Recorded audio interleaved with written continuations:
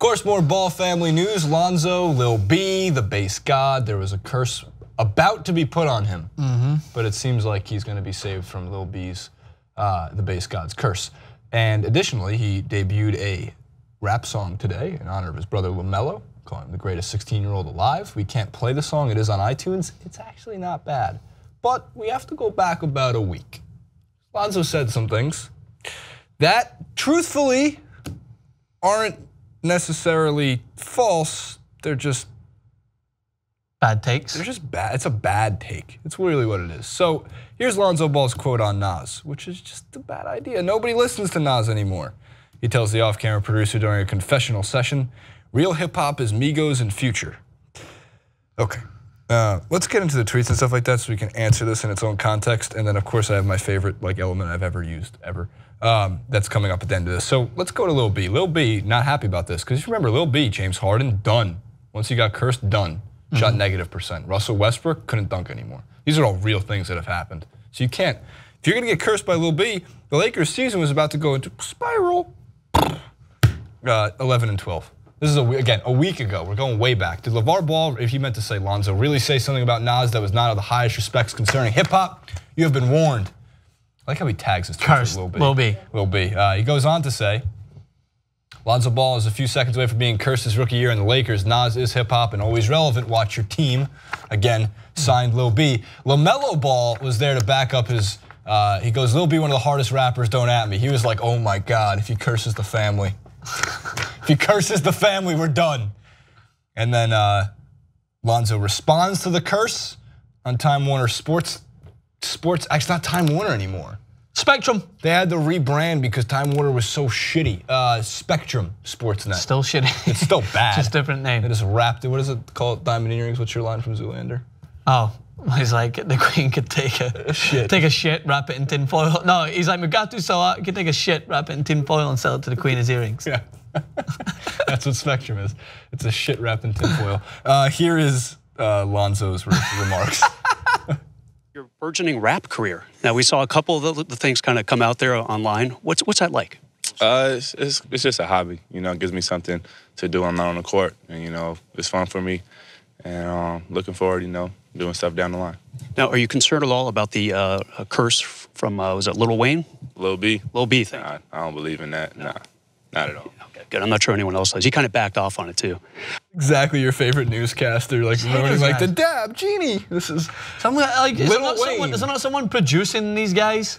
Yeah, I just don't think. I think like even if you are the whitest news anchor alive, you still know it's Lil Wayne. You should still know it's Lil Wayne. I don't get this thing, Jacory. Can I get permission to say this as well? It's like just because you're not black doesn't mean you can't say Lil. They're always like Little Wayne. I'm like, Wayne. The guy's rap name is Lil Wayne. The guy's rap name is Lil B. Just say it's like, what about that Little B? The Little B, yeah, the Little Wayne. We're only in full support of Lil B always. I don't want cursed. I can't be cursed. Okay, I can't deal with that drama. Just call this. These are the people that killed the dab.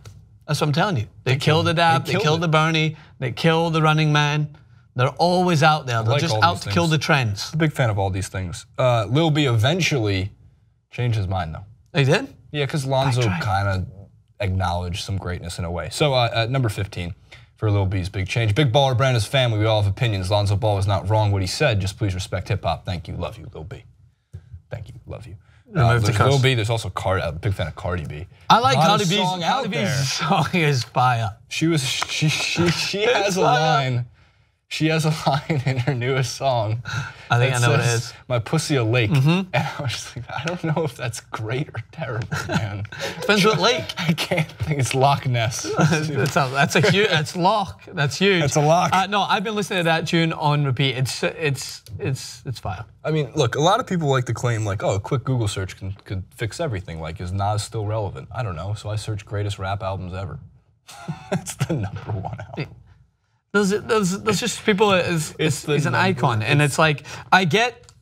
This is why I don't share any opinions that I think are facts based on, especially hip hop. I just like fact. Nas is good. Yeah, I just like to. I acknowledge that there's a new wave of rap that people who I think generally in old school hip hop are not as much a fan of. But that doesn't mean that they're not good. It's just a new wave of rap like Migos and Future. And I really them as like well. Migos and Future. But that's why I don't think comparing them makes any difference. It's just like they're embracing new sound, I guess, moving forward. Like there is a point to be made that Designer, Future, they all sound very similar on the tracks. Like that's what 50 Cent came out and said that they all and Snoop Dogg says they all sound the same. We still have no idea what Designer sounds like because we can't make out what the hell he's saying. Yeah, but I think to come out and say that no one listens to Nas anymore is quite literally to come out and say to people in the music industry that no one listens to Bob Dylan or the Beatles or anything like that. Like that's it's just that it's a bad take. In terms of it being relevant, like Migos and Future are far more relevant right now than Nas is right now. But the thing that people have to, I guess, respect or realize is without Nas, there is no Kendrick and J. Cole and all these guys. Without J. Cole and Kendrick, there is no Migos and Future. Some of which are been adopted by guys like Drake and all these other major influencers in hip hop and rap. So like you don't get to Migos and Future without some of these guys. And then it's a matter of just tipping the hat. Like, what do you have to gain by saying Nas isn't relevant? You have nothing to gain, so it is a hot take. But to his point, Migos are on top of the effing world. I want Migos to do the fucking halftime show. Yeah. Okay, because on Earth 2, we all had to deal with Katy Perry on Earth 1 and Coldplay, right? But on Earth 2, Migos were going off. Katy Perry was not a good VMA host. I just don't think she's that funny. I think the music industry is trying to kill her. Yeah, you think so? Well, I like the tweet that says that the demon that was once possessing Miley Cyrus has jumped into Katy Perry. Wow, that's very real. That's almost too real. Could happen. But either way, Lil B hasn't cursed her yet, so I guess it's not the end of the world. I have that hot take that I mentioned a few times by years, on TYT Sports, where I said that I think that Drake I think that he was almost a shift in the movement where he started to like blur the lines of what between like hip hop and what it started to become more so, and I don't think it's a bad thing. There was a point where I didn't really like Drake at all. No, I think he's great. But I think Drake is more like Michael Jackson than anybody else we've seen. And I say that not because of the sound of his music, but if you actually, I forgot who brought this up. I think it was Van at TMZ Sports. Up until about 2 or 3 weeks ago, since Drake's Best I Ever Had came out, which is roughly what, 8, 9, 10 years ago, Drake had a Billboard like top 40 song every single week, spanning a decade. And that hasn't been done in a long time. And that's why I say like the Michael Jackson comparison is not because of the sound of the music, it's just a difference. And I actually think Drake's getting better. I think he's getting better over time. I think his music's getting better as he makes different albums with different themes in a way. Well, because the thing about like hip hop was always popular. Like I remember I told you that the only reason I knew of Tupac wasn't because he was popular in the UK and transcended. I think one of my friends introduced me to him, and it was almost like that hearsay that his music was amazing, but it was transcendent, had to be passed on that way. Whereas I feel like nowadays it's like Drake made that move so that it became more mainstream and more popular to consistently make top 10s, top 20s. Yeah, to be fair, it did. Because like you can't sit there and say that everyone always knew of NWA or Eazy-E, or like it wasn't always in the top 10 of charts. The reason people fought against it becoming so popular, they didn't want it to be. There's a lot of similarities. It was like during Reagan's era, it was like let's fight against this becoming the most popular sound of music, and then people who are just bitter will attest it to that killing rock and roll. Speaking of that, like that's why when you look at Nas's views, like first of all, Nas is one of the most brilliant people to ever be in the music industry, and just in music. It's also why he's considered one of the best lyricists, if not the best lyricist. And anybody can jump in to correct me if I'm crazy on this one.